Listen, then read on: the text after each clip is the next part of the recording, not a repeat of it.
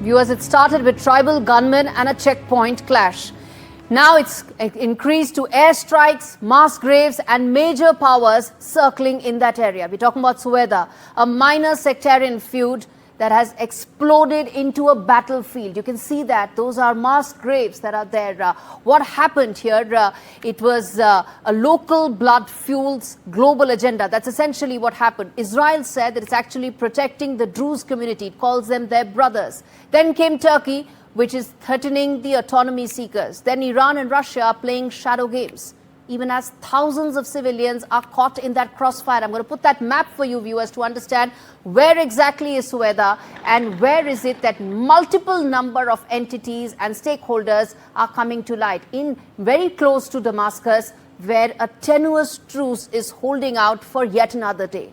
Syria seems to be losing control and the world quietly looking at how to take this forward. We break down the war within the war and a dangerous new red line that nobody is talking about. I'm going to put that timeline for you, and why is this now something that's said to be the new flashpoint in Middle East. Let's put that out, viewers. First and foremost, Syria's government is fighting for control, for legitimacy. Al-Shara government has been there for less than a year. And right now, these clashes threaten its existence, its legitimacy. Next up, the Druze versus Bedouin issue is not new. As I said, one single issue, and it just became such a major flashpoint, a big trigger in the entire region.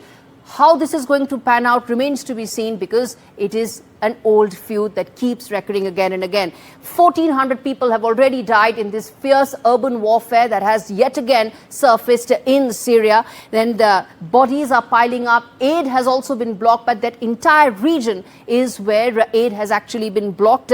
And Israel's role, as I said, it's actually said that it's defending the Druze community. It says they are their brothers, and which is why the Israeli bombing in that area further worsened the conflict and increased the tensions.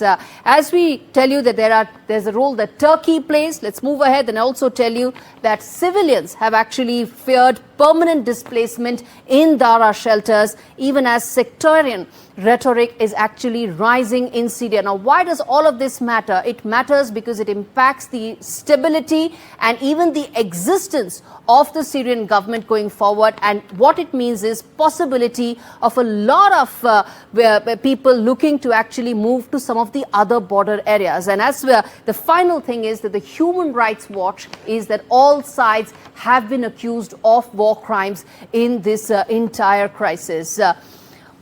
Viewers, as we decode this, let me also now tell you that there are bodies in hospital corridors, sniper fire on aid workers, and now a city that's holding its breath under a ceasefire that's holding as we speak, but no one knows for how long. The violence in Sweida is the latest flare-up in a centuries-old rivalry, reignited by power vacuums, sectarian fears, regional power plays.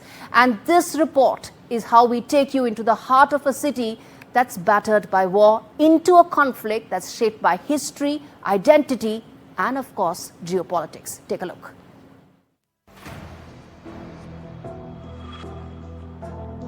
In the shadow of the southern mountains, the city of Sweida bleeds. The Syrian Arab Red Crescent says 300 bodies were counted in the city's main hospital, a facility cut off from electricity, water, and medical supplies for nearly 2 weeks. Aid convoys face sniper fire. The wounded are often left behind.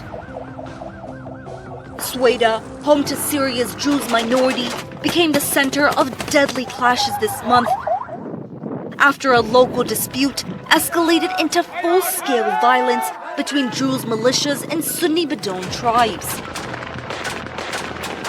Government troops soon intervened, claiming to restore order, but civilians say they brought devastation instead. زرنا المشفى الوطني بالمدينة السويداء. الوضع سيء، نقص كبير بالمواد ونقص بالكوادر البشرية. البنية التحتية شوي يعني بدها دعم كتير كبير بالمشفى الوطني.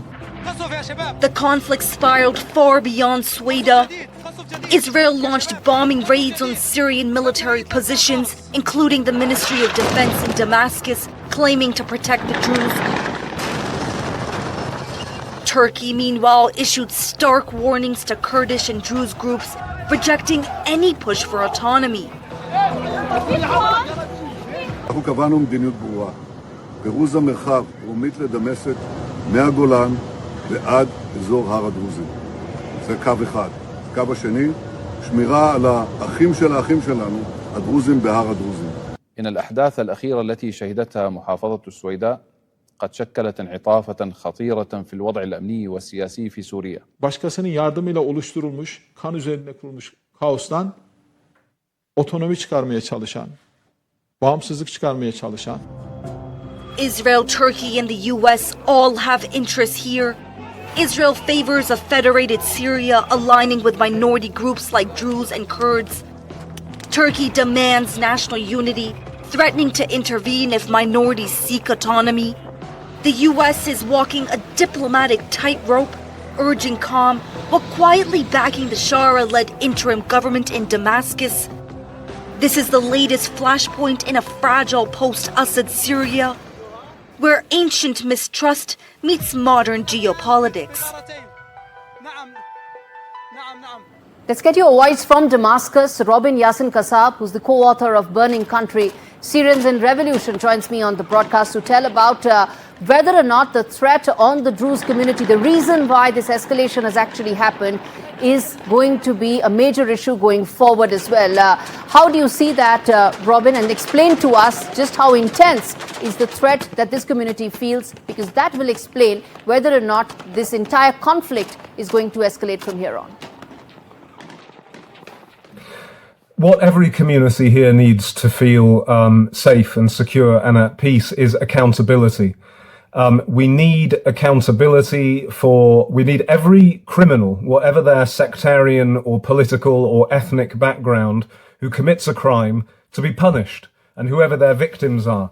So I think that's what people need from the new government. We need to know that those who commit crimes will be punished, and that accountability will deter people from committing crimes against others. And we also need the militias. There's so many militias: Druze militias, Bedouin militias, Kurdish militias, Islamist militias, so many militias in this country. We need them to be disarmed, and that's a slow and gradual and difficult process. And we hope that we can manage to disarm these people and prove that accountability will exist and calm things down before these conflicts escalate further.